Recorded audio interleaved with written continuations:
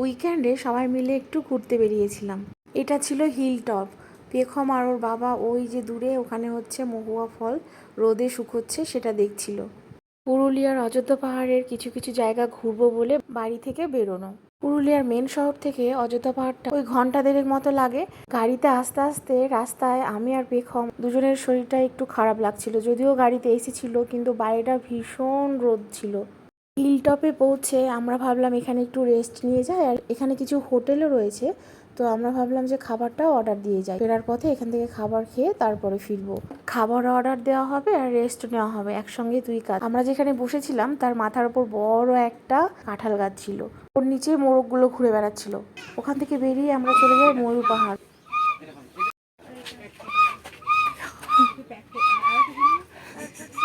ময়ূর পাহাড় উঠতে এইরকম সাইডে প্রচুর দোকান রয়েছে। পেখমের চোখে পড়েছে বাঁশি, সে বাঁশি বাজাতেই ব্যস্ত। ও বাঁশি বাজিয়ে দেখছিল যে কেমন বাজে, বাঁশি বাজিয়ে মজাও পাচ্ছিল খুব। সেখান থেকে আমরা শুধুমাত্র একটা টুপি নিয়েছিলাম, বাঁশিটা নেওয়া হয়নি কেননা বাড়িতে রয়েছে পেখমের বাঁশি। এই হলো সেই ময়ূর পাহাড়। পাহাড়ে উঠতেই দেখি এরকম পলাশ ফুলের মালা বিক্রি হচ্ছে। সেখান থেকে আমরা দুটো মালা নিয়েছিলাম, এক একটা মালার দাম ছিল 20 টাকা করে। পলাশ ফুলের সময় শেষ, তবু আমরা কিছুটা পেয়েছিলাম দেখতে। পড়ো পড়ো পড়ো পড়ো পড়ো পড়ো পড়ো, কোনো সমস্যা নেই। ময়ূর পাহাড়ের ময়ূরের কাছে হ্যাঁ দারুণ দারুণ। এই যে পাশে দাদা এখানে সূক্ষ্ম লাগছে গো। এটাকে ময়ূর পাহাড় বলছে, কিন্তু ময়ূর পাহাড় রয়েছে, আরেকটা পাহাড় আছে, ও পাখি পাহাড় আছে, একটা ময়ূর পাহাড় আছে, একটা পাখি পাহাড়। পেখম আর ওর বাপি সবার আগে চলে গেছে টপ পয়েন্ট। আমি অতগুলো সিঁড়ি বেয়ে আর উপরে উঠতে পারিনি, ভীষণ রোদ ছিল এমনিতেই। নিচে দাঁড়িয়ে একটু ভিডিও নিচ্ছিলাম, সেটারও এনার্জি ছিল না, এতটাই রোদ ছিল।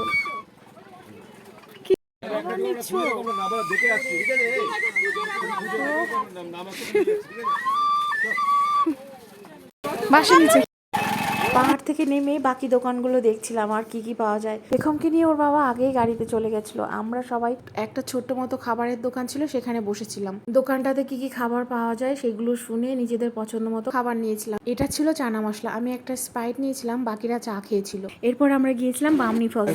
না না, এই জলটা আসছে এটা ছিল বামনি ফলসের আপার ভিউ। এর উৎস কোথায় সেটা আমাদের জানা নেই, কোত্থেকে জলটা আসছে সেটাও আমরা দেখিনি। রোড সাইড থেকে অনেকটাই নেমে এসেছি, তারপরে এই পয়েন্টটা দেখতে পেয়েছি। এত রোদ গরম তবুও লোকের ভিড় কমেনি। এখনই এমন ভিড়, শীতের সময় এর থেকে বেশি ভিড় হয়।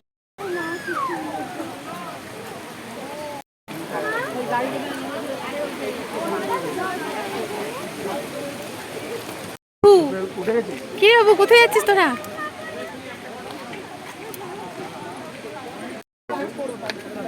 না না না, যেও না যেও না, অসুস্থ হয়ে যাবে। আর এটা কি, এটাকে মোয়া বলে?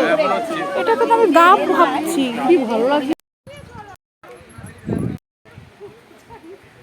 এই ঝর্ণার লোয়ার ড্যামের শব্দটা শুনতে পাওয়া যাচ্ছে।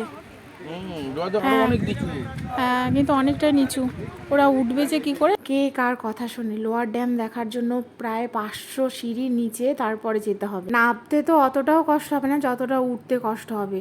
সবার ফার্স্ট পেখম আর ওর বাবা চলে গেছে নিচে। আমি ওপরে বসে একটু ভিডিও নিচ্ছিলাম, এখানে কি কি সুন্দর জিনিস বানাচ্ছে ছেলেটা।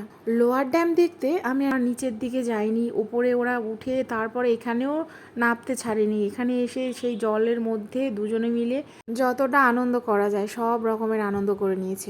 পেখমকে জল থেকে তোলা খুবই মুশকিল হয়ে যাচ্ছিল, ও খুব মজা পেয়েছে। বুঝিয়ে তারপর পেখমকে জল থেকে তোলা হয়েছে। এটা ছিল বামনি ফলস, এটা হচ্ছে বামনি ফলসের আপার ড্যাম। লোয়ার ড্যাম ঘুরে তারপর আমরা এবার উপরে উঠছি। আপার ড্যামের ওপরে একটা ছোট্ট মতো সাঁকো করে দেওয়া আছে, যার ওপর দিয়ে সবাই যাতায়াত করছে। লোকজনের এত শব্দের মাঝেও যখন জলের শব্দটা কানে ভেসে আসছে তখন আরো বেশি সুন্দর হয়ে যাচ্ছে জায়গাটা। অনেক ঘুরেছে তো এবার একটা আইসক্রিম খেতেই হবে তার। আমার তো আর কোথাও যেতে ইচ্ছে করছে না, মনে হচ্ছে এখানে ঘুরে থাকি, এটা ঘুরে ফিরে আসুক। লোয়ার ড্যাম ঘুরে আসার পর পেখমের বাবার অবস্থা কি অবস্থা! তার এইদিকে পেখম ছাগলের বাচ্চাকে পাতা খাওয়াতে ব্যস্ত। ঠিক খেয়ে নিয়েছি। ও শুকনোটা খাবে না, বুঝতে পারছি না। এটা না, এটা ড্রাই হয়ে গেছে। ও কচি কলা বা কচি খাবে, কচি। যখন মুখে দিচ্ছে তখন দেখছে যে এটা শুকিয়ে গেছে। যেখানেই যাই না কেন পেখমকে এইসব কাজ থেকে বিরত রাখা খুবই মুশকিল। আমরা বামনি ফলসে যাওয়ার আগে যেই হোটেলটাতে খাবার অর্ডার দিয়েছিলাম সেই হোটেলটাতে ফিরে এসে খাবারের জন্য ওয়েট করছি। পেখমের এখানে মন খারাপ, কেননা তাকে ছাগলের বাচ্চা আর মুরগির বাচ্চা ধরতে দেওয়া হয়নি, সেই জন্য। এইদিকে খাবার রেডি, সাদা ভাত, ডাল, সবজি আর দেশি মুরগির ঝোল অর্ডার দিয়েছিলাম। সঙ্গে ছিল মুচমুচে আলু ভাজা, পাঁপড় আর চাটনি। এই হোটেলের সমস্ত খাবারগুলি রান্না করে মাটির উনুনে। মনে নেই লাস্ট কবে আমি মাটির উনুনে রান্না খেয়েছি, কিন্তু জানি মাটির উনুনে রান্নার খুব টেস্টি হয়। কিছু খাবে না, ও চলে যাবে। হোটেলের বাইরে এরকম হাত ধোয়ার ব্যবস্থা করা আছে, এখানে সবাই খেতে বসে গেছে, তার মধ্যে ওই ছোট্ট ছাগলছানা এসে হাজির। আমি ভেবেছিলাম বাইরেও থাকবে, ভেতরে আসবে না, কিন্তু সেও দেখি চলে এসেছে। তাকে বাইরে বের করে খেতে বসেছিলাম। খাবারটা ভীষণ টেস্টি ছিল। ও মুরগির ডাক, খাটিয়া, তার উপর পেখু আর ওর বাপি শুয়ে আছে। তা কোথায় অযোধ্যায় ঘুরতে এসে শুয়ে পড়েছে।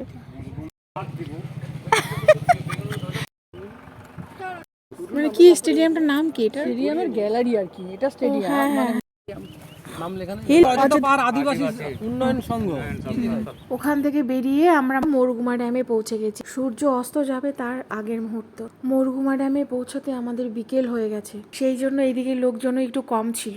ভীষণ সুন্দর লাগছিল জায়গাটা দেখতে। পাহাড়ের গায়ে সবুজ গাছ, মাঝখানে জল আর সূর্যাস্ত, সব মিলিয়ে দারুণ দৃশ্য। প্রত্যেকটা জায়গা ভীষণ সুন্দর ছিল। এটা দেখে তারপর আমরা পুরুলিয়ায় ফিরেছি। এখানকার স্টেশন রয়েছে না?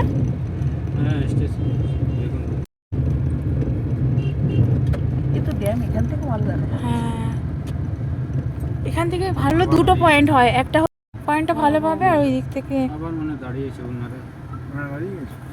দাদাটা।